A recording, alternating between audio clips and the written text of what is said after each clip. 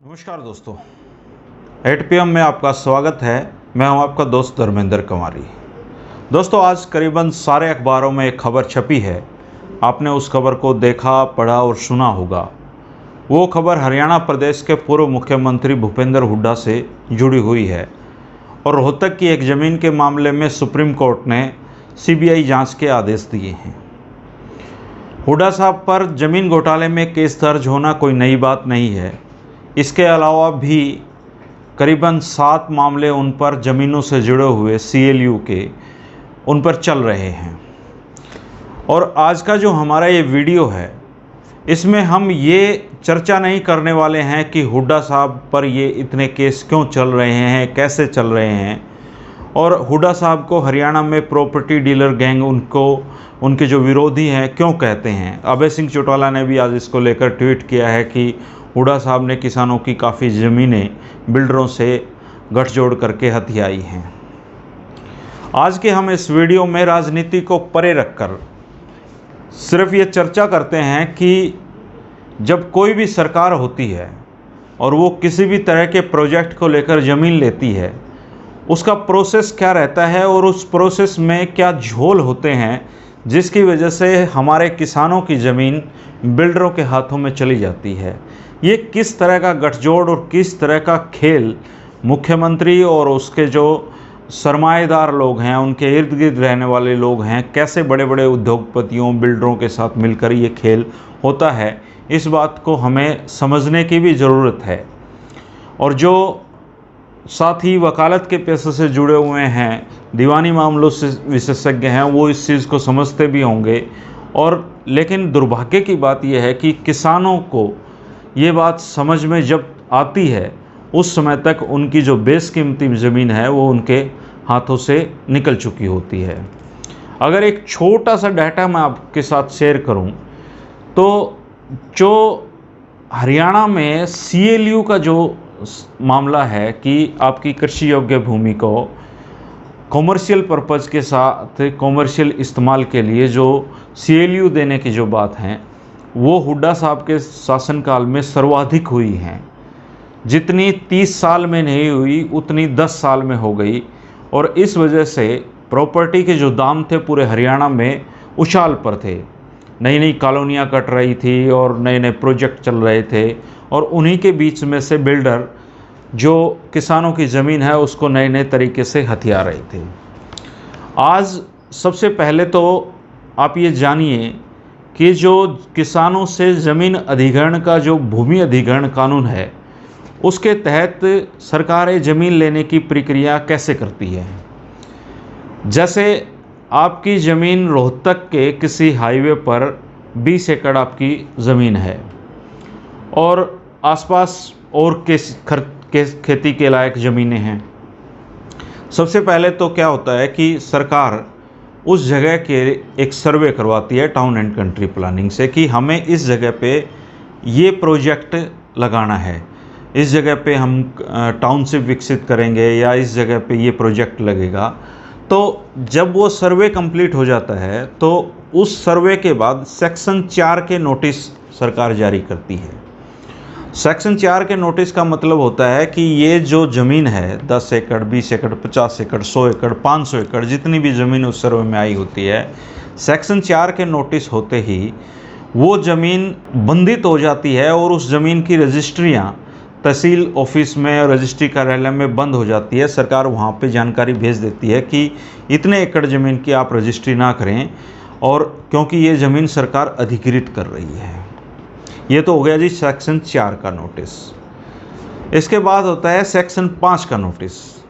Section 5 और 5A के notice में जो किसान होते हैं जिसकी भूमि का अधिग्रहण किया जा रहा है, वो अपनी आपत्तियां सरकार को दर्ज करवाते हैं कि जी मेरे खेत में 10 पेड़ हैं, आपने ये नहीं गिने, मेरे खेत में एक भवन भी बना हुआ है, आपने ये नहीं गिने। तो वो सारी आपत्तियां सेक्शन 5 के नोटिस में दर्ज होती हैं। इसके बाद आता है जी सेक्शन 6 का नोटिस। सेक्शन 6 का नोटिस फाइनल फुल प्रूफ होता है कि ये ज़मीन सरकार ने अधिग्रहित कर ली है। और इसके बाद आता है सेक्शन 9 का नोटिस, जो इसमें अवार्ड दिए जाने होते हैं कि आपकी ये ज़मीन थी, इसकी इतनी कीमत सरकार ने लगाई है। कीमत लगाने का जो प्रोसेस है उसमें रेवेन्यू डिपार्टमेंट का एक आदमी होता है, कमिश्नर होते हैं, डीसी होते हैं, एक पूरी कमेटी होती है और वो आपकी ज़मीन की वैल्यू के हिसाब से कि हाईवे से कितनी ज़मीन आपकी अंदर है, कितनी आपकी वैल्यू है उस ज़मीन की, और उस एरिया में जो रजिस्ट्रियाँ पिछले 2-4 साल में हुई हैं उनकी क्या वैल्यू होती है। तो आमतौर पर जितनी ज़मीनें खरीदी जाती हैं हम रजिस्ट्री कम वैल्यू की करवाते हैं क्योंकि स्टैम्प ड्यूटी कम देनी पड़े। तो उस कुल मिला के जो वैल्यू उस ज़मीन की बनती है उसके अवार्ड घोषित किए जाते हैं। ये तो एक प्रोसेस हो गया है। अब इस प्रोसेस में कहाँ पर बिल्डर खेल करते हैं और किस तरीके से ज़मीनें किसानों की हथिया ली जाती हैं, ये समझने की ज़रूरत है। और इसके लिए मैं आपको एक एग्जाम्पल देना चाहता हूँ। मेरा यूट्यूब चैनल देखते हुए अमेरिका से मुझे एक दोस्त ने फ़ोन किया और उसने उसके साथ बीती हुई आप बीती बताई और आपको समझ आ जाएगा कि कैसे ये ज़मीन हथियाई जाती हैं।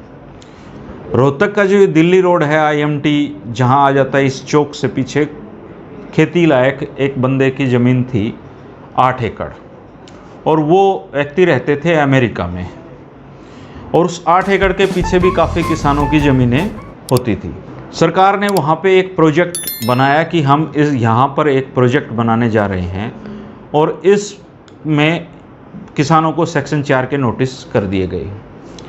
अमेरिका में बैठे बंदे को पता लगा कि सेक्शन 4 के नोटिस हो गए हैं और वो यहाँ पर अमेरिका से आया अपनी ज़मीन देखने की अब क्या होगा, क्योंकि उसकी खेती लायक ज़मीन थी। जब वो शहर में घूमा, लोगों से मिला, तो पता चला कि ये 40-50 एकड़ के सेक्शन 4 के नोटिस सरकार ने कर दिए हैं, यानी कि अब ये ज़मीन बिक नहीं सकती।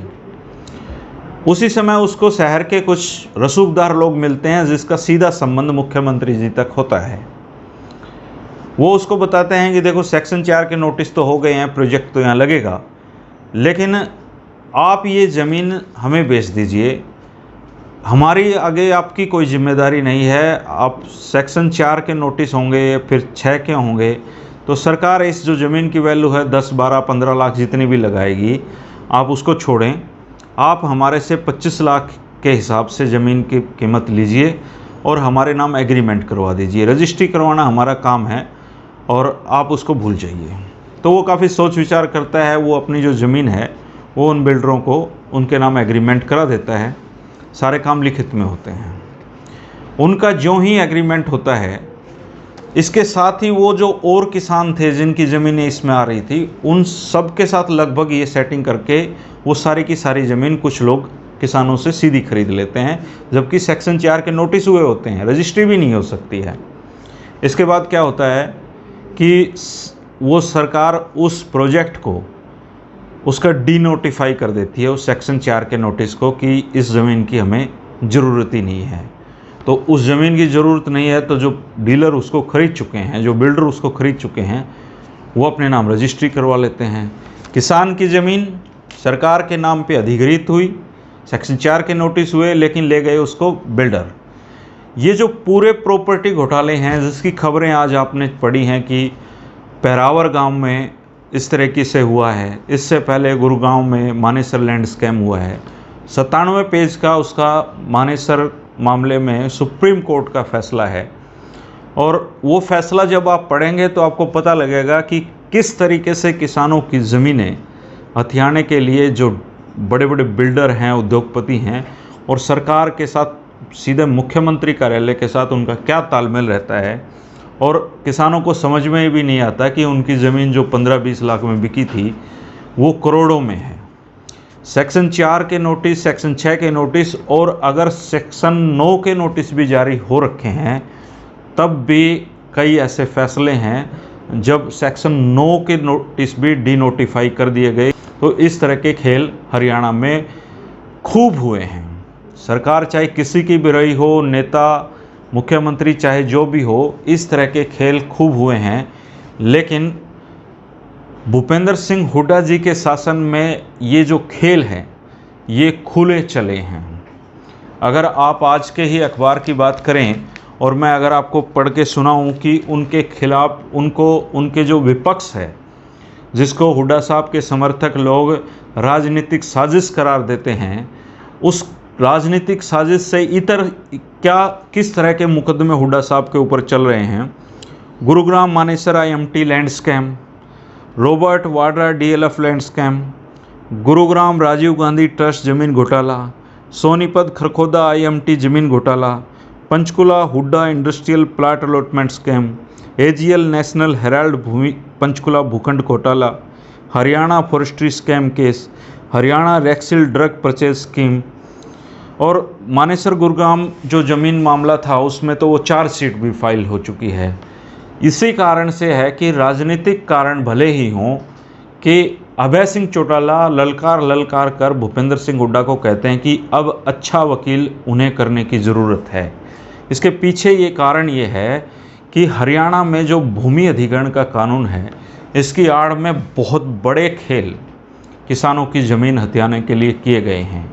और कई बार ऐसा भी होता है कि सेक्शन 4 के नोटिस जहाँ पे हुए, मान लीजिए 100 एकड़ के सेक्शन 4 के नोटिस होते हैं और वहाँ पर 25% ज़मीन की CLU पहले ही किसी ने ले रखी है, तो उस ज़मीन को छोड़ दिया जाता है, उसकी ड्राइंग बदल दी जाती है। बहुत बार ऐसा, बहुत सारे घोटालों में ऐसा भी है कि उस जो एरिया है उसकी ड्राइंग ही बदल दी।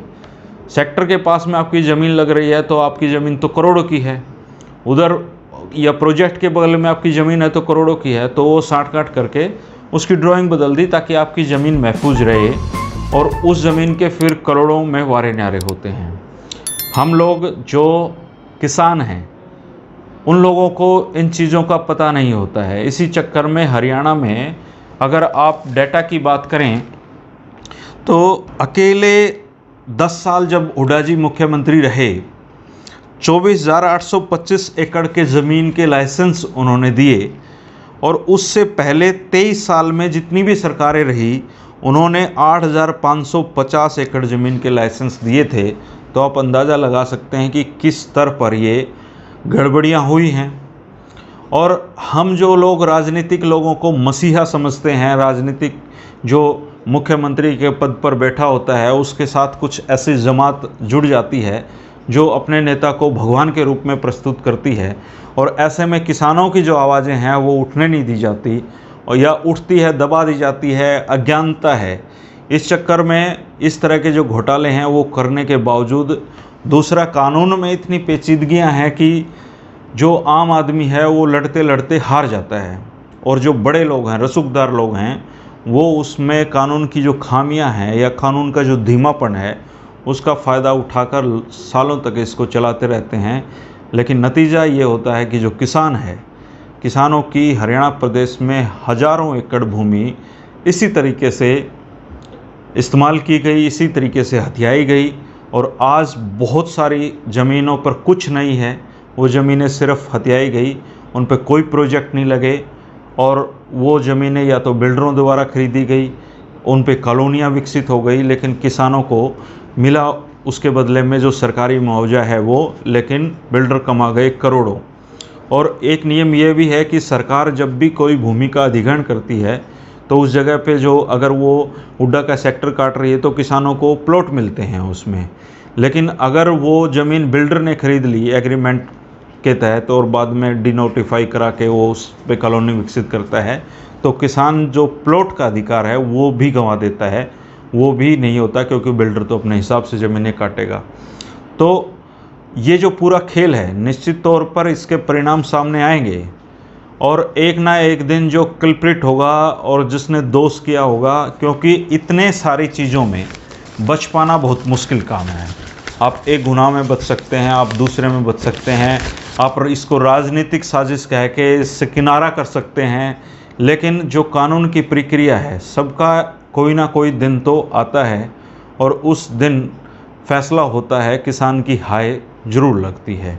इसका राजनीति से कोई संबंध नहीं है, लेकिन ये सच्चाई है कि मुख्यमंत्री चाहे जो भी रहा हो उसने CLU दी हैं, और CLU की आड़ में लोगों ने पैसे बनाए हैं, बिल्डरों ने बनाए हैं, लेकिन हुड्डा साहब के शासनकाल में जो ये CLU देने का जो कर्म है, CLU देने का जो गति है, वो बहुत ज़्यादा थी, बेशुमार थी, और इसी चक्कर में किसानों की हज़ारों एकड़ ज़मीनें चली गई। और इसका जो जस्टिस है वो आएगा। 97 पेज का आप अगर गूगल पे आप सर्च करोगे, गुड़गांव में जो मानेसर लैंड स्कैम है, 97 पेज का सुप्रीम कोर्ट का फैसला है और जो चौथी अंग्रेजी समझते हैं वो उस फैसले को ज़रूर पढ़ें, क्योंकि ये हमें ये समझने में मदद करेगा कि सरकारें किस तरीके से खेल करती हैं। अब इस मामले में, रोहतक की ज़मीन के मामले में सीबीआई जांच के आदेश दिए गए हैं और आने वाले समय में हुड्डा साहब की मुश्किलें, ये एक और केस बढ़ाने वाला है और भविष्य तय करेगा। राजनीति चलती रहेंगी, लोग नेताओं के नारे लगाते रहेंगे, जिसको जो नेता पसंद है वो उसके नारे लगाता रहेगा, लेकिन कानून का एक अलग प्रोसेस है। उसकी चक्की धीमी है लेकिन वो पीसती बहुत महीन है।